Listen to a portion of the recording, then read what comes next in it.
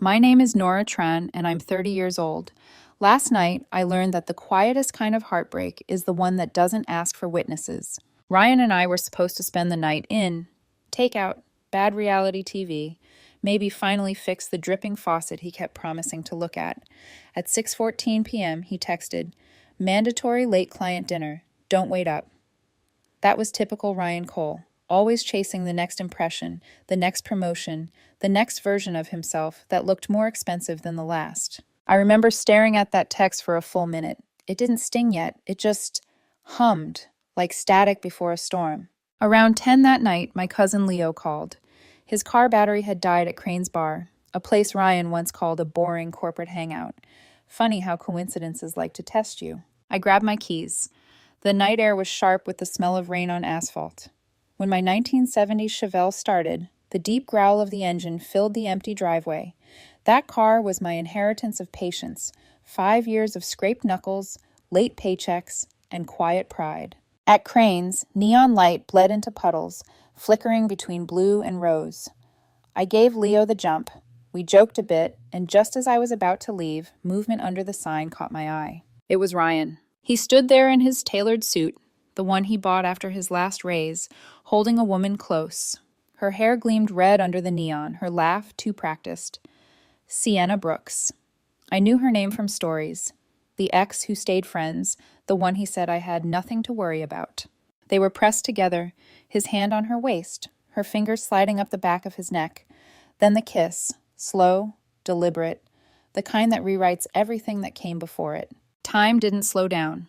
It stopped pretending it mattered. I didn't cry. I didn't even breathe for a second. The rage that tried to rise in me sank into something colder, steadier, clarity. Leo followed my gaze and went silent. "Nora? Che."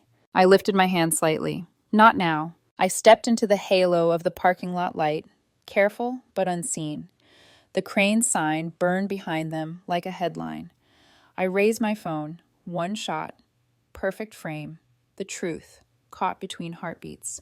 Click. No tremor in my hands. No second photo. I didn't need proof in bulk. I needed proof that ended questions. Ryan pulled back, said something that made Sienna throw her head back and laugh again. He didn't see me. Maybe that was mercy. I drove home with both windows down, the wind cold enough to keep me awake. Every traffic light felt too long, every silence too heavy. Inside, the house smelled like lemon dish soap and promises that never meant much. I dropped my keys in the bowl he said made the entryway look messy. Then I sat on the couch, opened the photo. There they were, his hand, her mouth, the neon sign spelling out Cranes like a confession. Beautiful, awful symmetry. Ryan's parents, Martin and Evelyn Cole, loved that word. Symmetry. Church leaders. Social pillars. The kind of people who believed morality was a mirror, polished for others to see.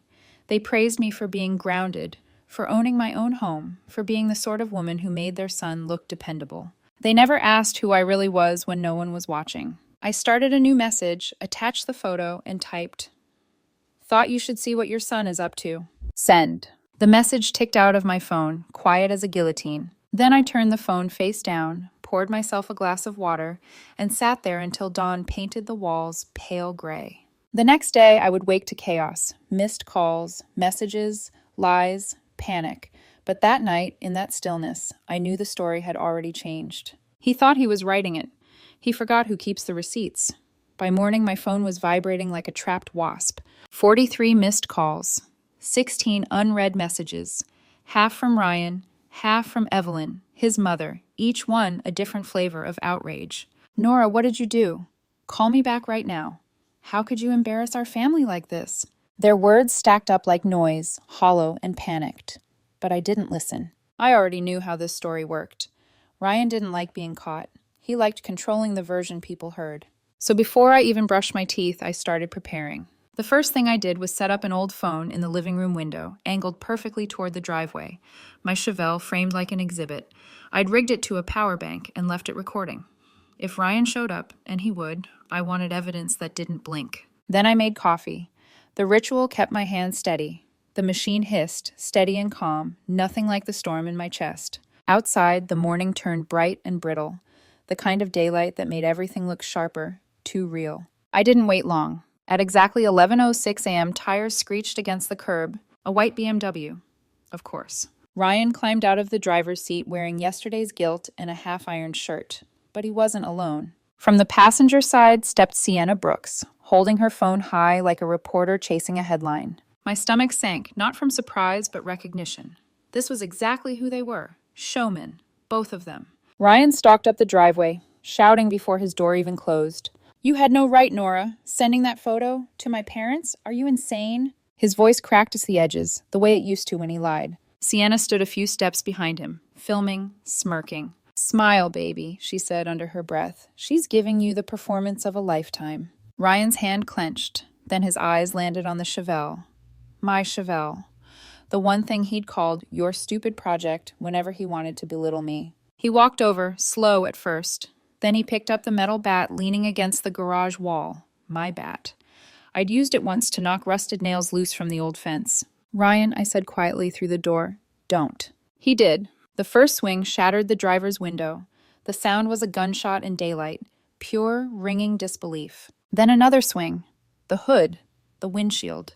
The glossy turquoise paint cracked into white veins. Sienna laughed, the high-pitched kind that doesn't belong to joy. She was filming him, her manicured hands steady as Ryan's rage tore through the car I had built bolt by bolt. Something in me went completely cold. I didn't open the door, not yet, because the camera on the sill was recording everything.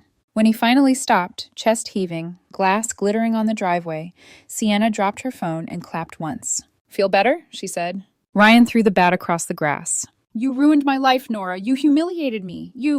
That was my cue. I opened the door, slowly, calmly. I held my phone out, speaker on. 911, what's your emergency? The operator's voice asked. The blood drained from Ryan's face. Sienna's phone froze mid-record. I have a man here who just destroyed my vehicle with a baseball bat, I said evenly. Yes, ma'am. I have video evidence. Ryan stammered something. An apology, maybe, or another excuse.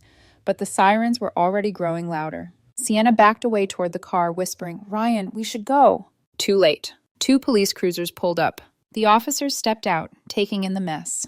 The shattered Chevelle, the bat in the grass, Ryan's trembling hands. Ma'am, is this the man who caused the damage? Yes, I said, and that's the woman who filmed it. They cuffed him on the spot. Ryan's voice broke into pleading. Nora, please, don't do this. I lost control. I didn't answer. I just watched the reflection of red and blue lights dancing across the broken glass. When the officers read him his rights, his shoulders finally collapsed. You did this to me, he whispered as they led him away. I met his eyes steady. No, Ryan, you did this to you. When they were gone, the silence pressed heavy and strange. I saved the footage to 2 drives, one for the police, one for myself. Then I sat on the porch steps with a cooling cup of coffee, watching the sunlight flicker on shards of glass. It wasn't triumph, it was survival, quiet and sharp as a blade. And I had a feeling it wasn't over yet. By the time the police cruisers left, my driveway looked like a war zone. The Chevelle's hood was caved in, glass glittering like salt across the asphalt. The air smelled of burnt rubber and something worse, humiliation. I stood inside the door for a long time, listening to the echo of the sirens fade. Then I closed it, locked it, and exhaled for the first time in hours. They took Ryan away in cuffs. Sienna followed one of the officers, pretending to be the calm witness, her voice trembling just enough to sound innocent. I knew she'd be quick to edit the footage on her phone, cut out the parts where she egged him on, but my camera didn't lie. That afternoon, I sat at my kitchen table with a cup of coffee gone cold, reviewing every second of the video I'd recorded. The camera caught it all. The first swing, the bat arcing down again and again, Sienna laughing, the police lights, the fear dawning on Ryan's face when he realized he'd crossed a line he couldn't charm his way back from. I saved 3 copies of it, one in the cloud, one on a flash drive, one on my laptop. I wasn't taking chances. When I finally picked up my phone, there were more than 100 notifications. Missed calls from Evelyn, texts from Martin, and a flood of messages from friends we'd shared. Ryan had been busy. His version was already spreading. I went crazy. I invaded his privacy. I ruined his career over a misunderstanding. There was even one from Sienna, short, venomous. Hope you're proud. You just destroyed a good man's life. I didn't respond. I didn't need to. Instead, I opened our group chat, the one filled with mutual friends, co-workers, and Ryan's endless little audience. And without a single word, I sent the uncut, time-stamped video. It played automatically on their screens. The bat, the shattering glass, Sienna's laugh, my calm voice calling 911. Ryan's panic. Then silence. Within minutes, reactions poured in. Oh my God. What the hell, Ryan? This is insane. And then the apologies started. Some public, most private. Friends who'd believed his story backpedaled fast. Sienna went quiet online. By evening, Ryan's social media was gone, wiped clean. A digital vanishing act. At dusk, the doorbell rang. I hesitated, then checked the peephole. It was Evelyn Cole, standing on my porch in her pressed blazer, pearls still on, her mouth set in a polite grimace that didn't reach her eyes. I opened the door halfway. Mrs. Cole. Nora, she said, her voice low and trembling. You didn't have to involve the police. You could have handled this privately. I almost laughed. Handled it privately. Like a family secret you sweep under a rug and pray never leaks. Your son destroyed my car with a bat, I said. He showed up at my home screaming. What exactly would you call handling it privately? Her expression cracked for just a second, the practiced calm slipping. He's not well, she said. This could ruin his career. He ruined his own career, I replied quietly. I just made sure there was a record. She swallowed, the pearls around her neck trembling as she exhaled. You'll regret this, she said finally. No, Mrs. Cole, I said, voice steady. I think for the first time, I won't. I closed the door, gently. Later that night, I got a voicemail from Martin Cole. His tone was different, tired, cracked around the edges. Nora, I don't know what to say. I raised my son better than this. I'm sorry, but for what it's worth, I think you did the right thing.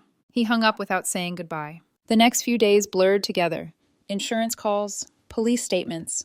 I spent hours at the station turning over footage, receipts, every screenshot that showed Ryan's pattern of manipulation, texts that read like apologies, but always ended in blame. I thought I'd feel better once it was official, once the case number sat neatly in my inbox. But I didn't, not yet. The silence in the house was too heavy. Every sound felt foreign, the kettle clicking off, the hum of the refrigerator. I went to the garage one night, stood in front of the wrecked Chevelle. The bat dents caught the light like scars, deep and ugly. 5 years of work, destroyed in 5 minutes of fury. And still, beneath the ruin, I saw the shape of what I'd built, the bones of the car, the engine that could still roar if I gave it the chance. Maybe that was what this was about. Not loss, reconstruction. When the police called to confirm Ryan's arraignment, I thanked them, then asked if I needed to appear in court. Not yet, the officer said. We'll let you know if the DA files charges beyond property damage. He will, I said quietly. He's not done pretending. Because men like Ryan didn't learn in a week. They learned when the world stopped believing them. And from the look of things, that lesson was just beginning. 3 mornings after the arrest, a thick envelope arrived by courier. No return address, just my name printed neatly across the front. Nora Tran. Inside, legal letterhead. A short note from Ryan's attorney, claiming his client had suffered emotional distress, and that he intended to retrieve his personal property from the shared residence. Shared residence. I actually laughed. A dry, humorless sound that startled even me. The house had always been mine. My name on the deed, my money on the down payment, my repairs, my sweat. Ryan's contribution had been decor opinions and a few expensive bottles of wine he left half drunk on the counter. I called my lawyer, forwarded the letter, and within hours, she'd crafted a response.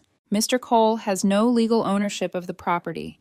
Any attempt to enter without police supervision will be considered trespassing. Then I called a locksmith. By noon, every lock in the house had been changed. The old keys sat in a neat pile on the table, useless, just like the man who once carried them. That night, I began the quiet task of erasing Ryan from my home. I packed his things into the luggage he loved, the Italian leather duffel he'd bragged about buying for client trips. Every folded shirt, every watch, every trace of him went in, organized by habit, not sentiment. It felt surgical, not angry, just necessary. The photo frames came next. We'd smiled in so many of them, but the smiles looked different now. Posed, thin, like we'd both known something was missing, but neither wanted to name it. I stacked them face down in a box. For the first time, the walls looked honest. Bare, but honest. The next day, the phone rang. It was Detective Ruiz, the officer who'd handled the vandalism report. Ms. Tran, the DA's filed the charge as felony property destruction. He's out on bail. His lawyer's cooperating. You might want to expect a visit when he collects his belongings. He's coming here? Only under escort, she said. You'll have officers present. Her tone softened. You did everything right, Nora. Don't second guess that. I didn't answer right away. I was still trying to remember what right was supposed to feel like. That Saturday, the squad car pulled up at noon sharp. Two uniformed officers stepped out first, then Ryan, and behind him, Evelyn Cole. Her pearls were gone this time. She wore plain clothes, the kind people wear when their faith has been tested and found lacking. Ryan didn't meet my eyes. His left wrist was still marked faintly from the cuffs. I gestured toward the garage, where his luggage was stacked neatly in rows. Everything's there, I said. He nodded once, a mechanical movement. His voice, when it came, was smaller than I remembered. You didn't have to do all this, Nora. You didn't have to pick up that bat, I replied. He winced, and for a moment I thought he might apologize. But men like Ryan don't say sorry. They just pause before finding another angle. Evelyn stepped forward, clutching her purse like a shield. My son has been punished enough, she said. You've made your point. Couldn't you drop the charges? He's already lost so much. So have I. The words came out calm, almost gentle. You call it punishment, I said. I call it consequence. She flinched like I'd struck her. One of the officers cleared his throat quietly, reminding her of where we were. Neutral ground. Ryan loaded the luggage into her car, one bag at a time, in silence. Before he closed the trunk, he looked back at me. For the first time since that night at Crane's, I saw something that looked like understanding.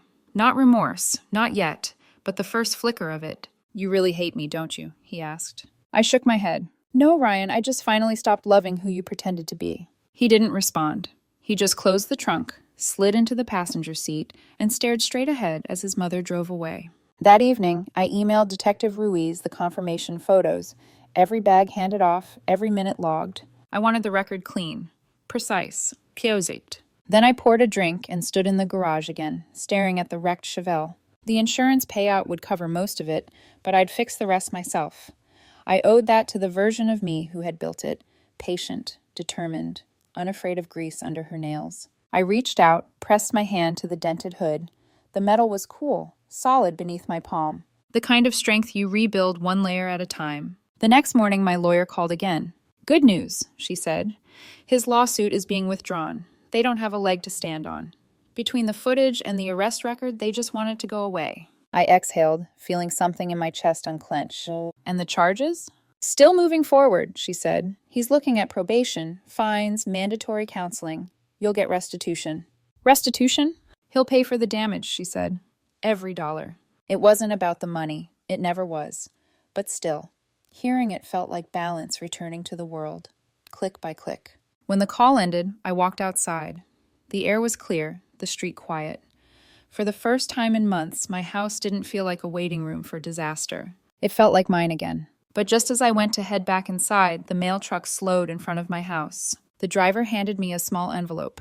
No return address. Same neat handwriting as before. Inside was a single folded page from Cole & Brooks Consulting, Ryan's old firm. A letter confirming that Ryan Cole's employment had been terminated due to violation of conduct policies. The timestamp at the top? The night of the mandatory dinner meeting. It hit me like a second impact, proof he'd been lying long before that kiss under the neon. I folded the letter carefully, slid it into the same file that held everything else. The photos, the video, the texts. The evidence wasn't revenge, it was memory, made honest. 3 months passed before the case finally closed. By then, the winter rain had washed away the last shards of glass from my driveway, but I still caught myself glancing at that spot every time I parked. Some scars don't vanish. They just blend into the landscape of who you become. The district attorney called first. Ryan Cole had taken a plea deal. 2 years probation. A $17,000 restitution order to cover the Chevelle's repair and loss of value. Mandatory anger management.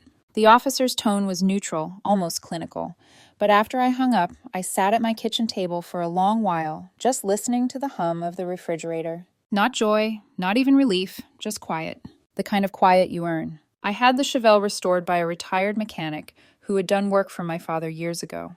He didn't ask many questions, just ran his hand over the dented panels and said, "She's got good bones." It took weeks, sandblasting, repainting, replacing the glass. When I finally turned the ignition again, the engine purred like it remembered who it was. Standing in the garage, I thought about all the nights I'd spent there before Ryan, before the chaos. Radio low, sleeves rolled, the smell of oil and coffee mixing in the air. That version of me had always been strong. I just hadn't noticed until I had to be her again.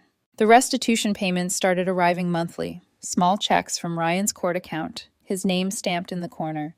I never cashed them right away.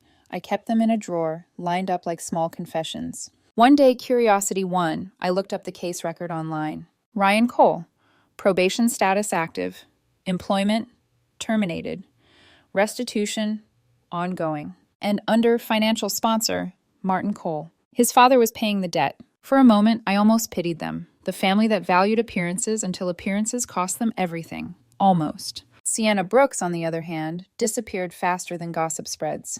Her social media went dark, her job bio scrubbed clean. Mutual friends said she'd moved states, that she was starting over.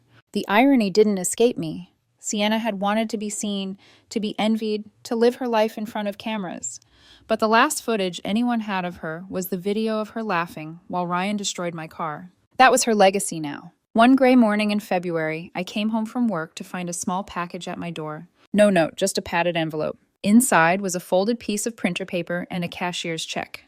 $2,000. The final payment. The letter was unsigned, but the handwriting was Ryan's. You don't owe me forgiveness. I just wanted you to know you were right. I lost everything trying to protect my pride. You were the only thing real in my life, and I broke it. I read it once, then again. No shaking hands, no tears, just a steady, slow exhale. I folded the letter back, placed it in the file with the rest, and closed the drawer. Not out of hate, out of completion. That night, I took the Chevelle out for the first proper drive since everything happened. The city lights blurred past in streaks of gold and blue. The engine's rhythm was low and alive beneath me. When the red light turned green, I pressed the gas, felt the wheels bite into the asphalt, and for the first time in months, I didn't look back. The road ahead was open, empty, quiet. In the rearview mirror, I caught my own reflection, the faintest smile forming, not because I'd won, but because I'd survived. And maybe that was enough.